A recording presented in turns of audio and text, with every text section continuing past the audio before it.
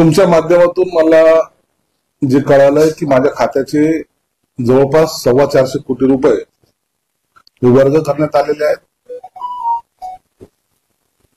पूर्वी सुद्धा माझ्या खात्यातून 7,000 कोटी जवळपास वर्ग करण्यात आले आणि याची मला काही कोणती कल्पना सुद्धा नाहीये, मला त्याची माहिती नाहीये. परंतु जर सामाजिक खात्याची जर आवश्यकता नसेल किंवा त्या खात्यामध्ये पैसे खर्च करायचे नसतील, ते खातं बंद केलं तरी चालेल. कशासाठी पाहिजे? सामाजिक न्याय खातं हे सर्व दलित वर्ग, पीडित वर्ग या सर्वांसाठी आहे ते खातं आहे आणि त्यालाच पहिलाच निधी अपुरा पडतो आणि याच्यातून निधी वर्ग करता येत नाही हे मी वारंवार सांगतो. कारण की हे तुम्हाला बंधनकारक आहे, ज्याच्यातून तुम्हाला निधी कट करता येत नाही. पण तरीही जर असा निर्णय होत असेल तर त्याची मला कल्पना नाही. परंतु निश्चितच मी या बाबतीमध्ये मुख्यमंत्री साहेबांशी चर्चा करेन. पण या सरळ सरळ आता याला अन्याय म्हणा किंवा का केला कट याबद्दलची मला कल्पना नाहीये. परंतु मुख्यमंत्री साहेबांशी जरूर त्यांच्या कानावर या गोष्टी टाकेल की हे असं करणं मला वाटतं कायदेशीर नाहीये. परंतु फायनान्स डिपार्टमेंट आहे ना, ते आपली जी मनमानी चालवत त्यांना जे वाटतं ते खरं, ते कायद्यात बसतं असं जे काय दाखवतात दरवेळेला, ते चुकीचं आहे आणि याला माझा विरोध आहे. सहन करायची एक लिमिट असते, मर्यादा असते आणि यापेक्षाही जास्त जर तुम्ही करत असाल तर मला तर वाटतं की सरळ सरळ सर्वच निधी एकदा कट करून टाका ना. कशाला पाहिजे मुलांना शिष्यवृत्ती, कशाला पाहिजे मुलांना हॉस्टेल, कशाला पाहिजे त्या सर्वांना पुन्हा आणायचं? खातच नसलं तरी ते चालतं. अजितदादा मनमानी करतायत, कारण या आधी पण तुमची तक्रार होती त्यावेळेस सत्ता असताना. हे बघा, माझं स्पष्टपणे मत आहे की या खात्याचा कायदेशीररित्या तुम्हाला कोणताही निधी वर्ग करता येत नाही, कट करता येत नाही. आणि जर हे कायद्यानुसार जर बंधनं असतील, जरी फायनान्स वाले आपलं डोकं जास्त चालवत असेल तर हे बरोबर नाहीये, हे स्पष्टपणे सांगतो. आदिवासी खात्यामध्ये निधी का वर्ग करतात? ते खातं कशासाठी निर्माण झालंय? सामाजिक कल्याण खातं कशासाठी निर्माण झालंय? काहीतरी त्याला बेस असेल का नाही? काही नॉर्म्स आहेत का नाही त्याचे? इतर खात्यातून पैसे वर्ग करता येत नाही, इतर खाते नाहीत. परंतु हे असं मला ते पटलेलं नाही, हे मी स्पष्टपणे सांगतो. मुख्यमंत्र्यांशी जेव्हा चर्चा होईल त्यावेळेला याच्यातून योग्य तो मार्ग आम्ही काढू. पण याचा परिणाम तुमच्या खात्यावर म्हणजे आदिवासी भाग असेल किंवा त्यांची योजना होणार आहे? निश्चित होणार आहे.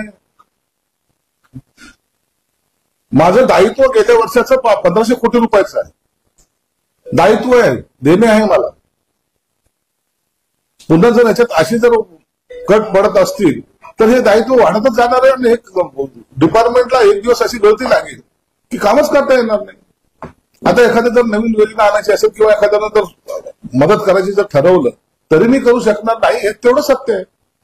मग उद्या असलेले आमदार असतील, असलेले सर्व मंत्री असतील किंवा कोणी असेल, त्यांच्या विभागामध्ये काम करणं मला अवघड जाईल, हे मित्र एवढं मात्र निश्चित आहे. आदिवासी ज्यावेळेस कापले गेले होते त्यावेळेस मी मुख्यमंत्र्यांना पत्र लिहिलं होतं, त्याची त्यावेळेस बदल घेण्यात आली नव्हती, हे सत्य आहे.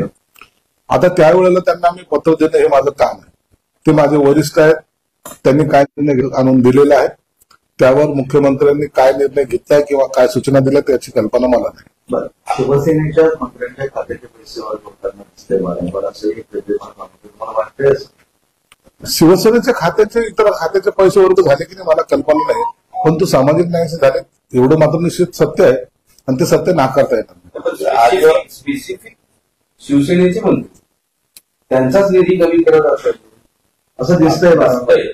आणि याच मुद्द्यावर 2.5 वर्षापूर्वी 3 वर्षापूर्वी तुम्ही त्यांच्यापासून दूर केला होता, अजित पवारांपासून. हे बघा, मी आताही सांगतो, माझ्या खात्याचा कोणताही निधी तुम्हाला इतरत वर्ग करता येत नाही, हा नियम आहे, हा कायदा आहे. या नियमाला डावलून फायनान्समध्ये जे काही महाभाग बसलेले आहेत त्यांना जर आपण जास्त हुशार आहोत असं जर वाटत असेल तर त्यांनी मला ते दाखवलं पाहिजे की आम्हाला हा निधी वर्ग करता येतो, आमचा तो अधिकार आहे, असं जर दाखवलं तर मी त्याची माफी मागेन.